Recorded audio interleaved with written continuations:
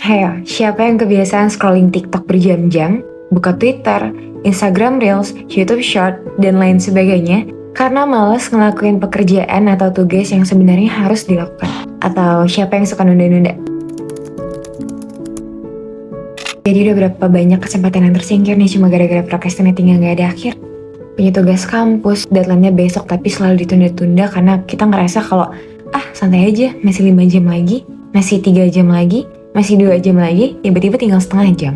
Yes, kita suka banget menunda-nunda. In fact, that is something that I always do most of the time. Dan itu adalah yang disebut dengan procrastination atau procrastinating. Kita biasa nyebutnya itu adalah menunda-nunda. Karena kita suka nyepelein pekerjaan atau tugas yang harus kita lakukan karena kita malas. Padahal ternyata kegiatan menunda-nunda itu adalah satu hal yang bisa bikin kita itu kurang produktif dan jadinya nggak berkembang.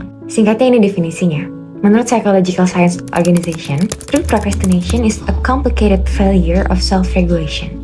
Yap, menunda-nunda adalah salah satu kegagalan dari cara memanajemen atau mengatur diri. Nah, beberapa ahli itu mendefinisikan kalau procrastination itu ketika kita menunda-nunda suatu pekerjaan, suatu tugas, suatu order yang sebenarnya kita sendiri tuh sadar kalau misalnya kita menunda hal itu, kita akan mendapatkan kerumitan yang lebih sulit lagi untuk dikerjakan. Jadi sebenarnya di dalam diri kita tuh udah sadar kalau ketika kita mager, ketika kita rebahan aja, ketika kita nggak mau nyicil pekerjaannya, kita malah akan mendapatkan kerumitan, kita malah akan dapat durasi waktu yang lebih pendek. Kita sebenarnya sadar. Nah, yang gak kita sadarin itu kebiasaan untuk procrastinating itu benar-benar buruk karena menunda-nunda tuh udah pasti bakal memperburuk keadaan. Ketika kita punya waktu yang lebih panjang untuk bisa menyelesaikan suatu pekerjaan, suatu tugas, karena kita tunda, karena kita berpikiran bahwa masih ada waktu, masih bisa aku kerjain nanti, pekerjaan yang seharusnya kita kerjakan dengan baik, dengan quality, dengan hasil yang mungkin maksimal, jadinya nggak bisa terselesaikan dengan baik.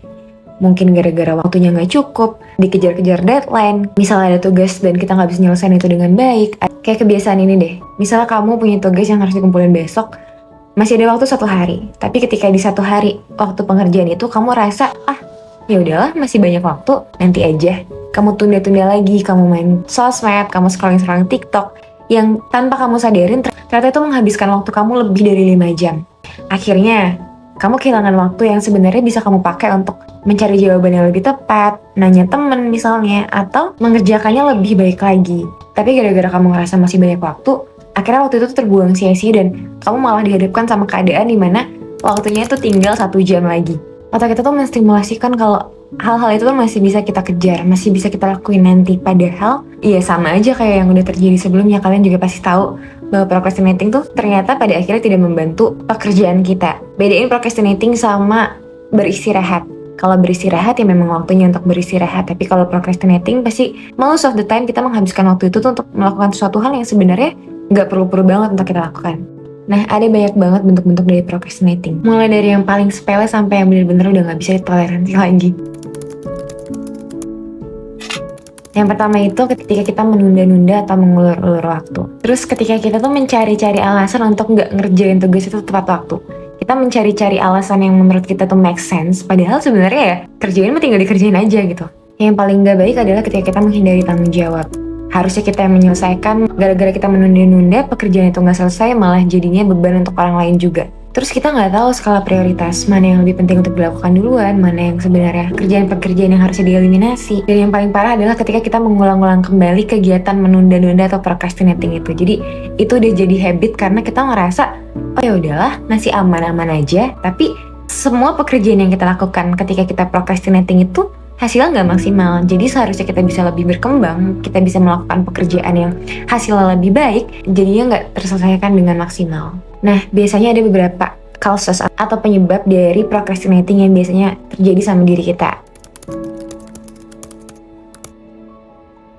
Yang pertama yang paling mungkin menjadi faktor adalah banyaknya distraksi. Salah satu distraksi yang paling nggak bisa kita hindari itu adalah sosial media atau smartphone kita. Kayak pasti sering banget ketika kita lagi ngerjain sesuatu, cuma gara-gara ngeliat notifikasi di atas aja kita jadi bisa menghabiskan waktu di sosial media platform itu berjam-jam tanpa kita sadari.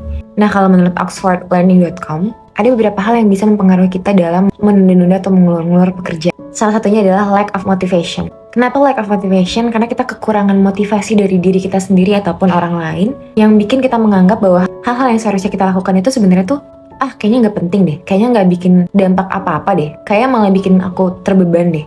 Jadi sebenarnya motivasi itu yang sebenarnya kita butuhin. Selanjutnya adalah kita punya low self confidence. Biasanya orang-orang yang merasa kalau dia tuh nggak bisa ngelakuin pekerjaan, dia tuh nggak bisa ngerjain tugas karena dia ngerasa dia nggak pintar, atau kayak hal-hal yang harus dilakukan tuh adalah hal-hal yang cukup rumit, itu disebabkan oleh dia punya low self confidence. Selanjutnya adalah fear of failure. Kalau kita takut gagal, itu malah bisa bikin kita tuh nggak ngelakuin itu sama sekali. Kayak contoh, misalnya disuruh ngerjain tugas matematika, kita sadar kalau kita nggak pinter, instead of doing that, kita malah nyontek sama teman. Padahal kan kita bisa belajar, kita bisa mencoba dulu, kita bisa tanya teman, kita bisa cari tahu gimana rumusnya dan lain sebagainya.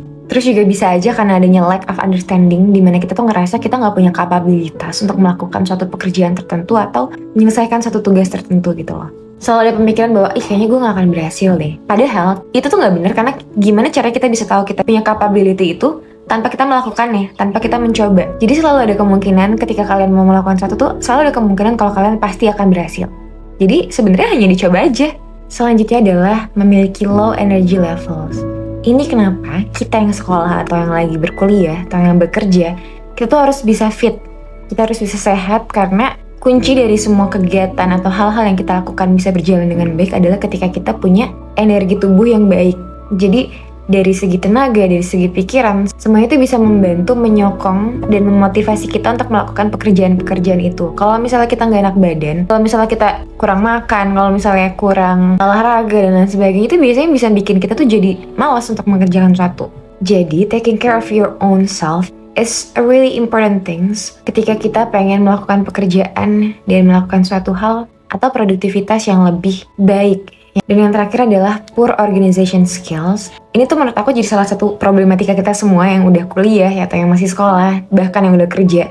Ketika kita punya banyak banget pekerjaan yang harus kita lakukan, punya banyak banget to-do list yang harus kita lakukan setiap harinya, kita jadi suka bingung gimana caranya mengorganisasi pekerjaan-pekerjaan itu. Balik lagi ke manajemen waktu juga, balik lagi ke gimana cara membagi skala prioritas juga. Mungkin karena jadwal yang padat, kita nggak bisa ngebagi waktu antara hal-hal yang penting dan hal-hal yang tidak penting. Kita nggak bisa membagi waktu antara main sama mengerjakan tugas. Karena ya masih banyak banget dari kita yang masih belum sadar betapa pentingnya manajemen waktu. Nah, sebenarnya cara untuk menghindari itu menurut aku tuh nggak sulit. Kita hanya butuh untuk bisa melatih mindset kita untuk punya pemikiran bahwa kita harus bisa mencoba melihat sisi baik atau manfaat yang akan kita dapatkan ketika kita mengerjakan sesuatu. Jadi jangan terlalu fokus sama hal-hal negatifnya, kayak misalnya ketika kalian mau ngerjain tugas, kalian merasa kayak, aduh ribet lagi tugasnya matematika, aku gak bisa rumus ini. Tapi kita bisa mengubah mindset itu dengan, karena aku gak bisa, aku coba tanya temen aku kali ya rumusnya gimana. Dan mungkin dari ngerjain tugas ini, aku bisa ngelatih diri aku lagi yang tadinya gak bisa ngerjain soal ini, akhirnya aku bisa dan belajar. Yang kedua, kalian bisa membuat porsi waktu dalam satu hari. Aku pernah baca satu tulisan yang mengutip kata-katanya Steve Jobs. Dia bilang kalau kita, manusia itu punya waktu yang sama dalam sehari. Porsinya sama, gak ada yang berbeda. Semua orang dapat 24 jam, gak ada yang 23 jam, gak ada yang 25 jam. Bedanya adalah ada beberapa orang yang melihat 24 jam itu sebagai waktu yang sangat panjang. Jadi mereka tuh bisa melakukan banyak sekali aktivitas. Dan di lain sisi, ada orang yang merasa waktu 24 jam itu bener-bener dikit, bener-bener mepet banget. Karena mungkin dari kegiatan-kegiatan yang harus dia lakukan, dia nggak tahu gimana cara membagi waktunya. Kapan harus istirahat, kapan harus mengerjakan, kapan harus fokus untuk makan, kapan harus entertain dirinya sendiri. Jadi penting untuk bisa mengetahui porsi waktu yang kita miliki dalam sehari itu harus dibagi kayak gimana. Honestly, menurut aku tuh semua hal yang akan kita lakukan itu, bagaimanapun bentuknya, itu tergantung sama mindset kita. Jadi ketika kita mengerjakan sesuatu, paling enak adalah kita punya mindset yang positif. Kita punya mindset yang ketika kita melakukan suatu pekerjaan atau aktivitas tertentu, kita merasa bahwa akan ada hal-hal yang kita terima nantinya, yang udah pasti akan berdampak baik. Jikapun ada dampak buruk yang kita terima gitu, pasti ada hal-hal yang bisa kita pelajarin. Ada hal-hal yang bisa jadi pelajaran dari baik buruknya atau berhasil gagalnya suatu pekerjaan yang kita lakukan. Jadi kalau misalnya kalian masih sekolah, masih kuliah, atau udah kerja, kalian merasa sulit banget untuk bisa melakukan suatu pekerjaan dengan baik, dengan maksimal, karena kalian selalu menunda-nunda dan mengulur waktu. Ada baiknya kalian coba pelajarin gimana caranya manajemen diri. Ada banyak banget buku-buku yang udah berkeliaran di toko buku, kita punya gadget, manfaatin gadget itu untuk bisa cari tahu gimana cara menghindarinya. Yang paling penting adalah kalian harus tahu apa yang kalian butuhkan. Dan yang terakhir adalah ubah mindset kita kalau apapun yang kita lakukan, apapun yang kita kerjakan itu pasti akan memberikan satu hal positif, kecil atau besar, pasti bisa jadi suatu pelajaran dan akhirnya bisa bikin kita jadi jauh lebih berkembang.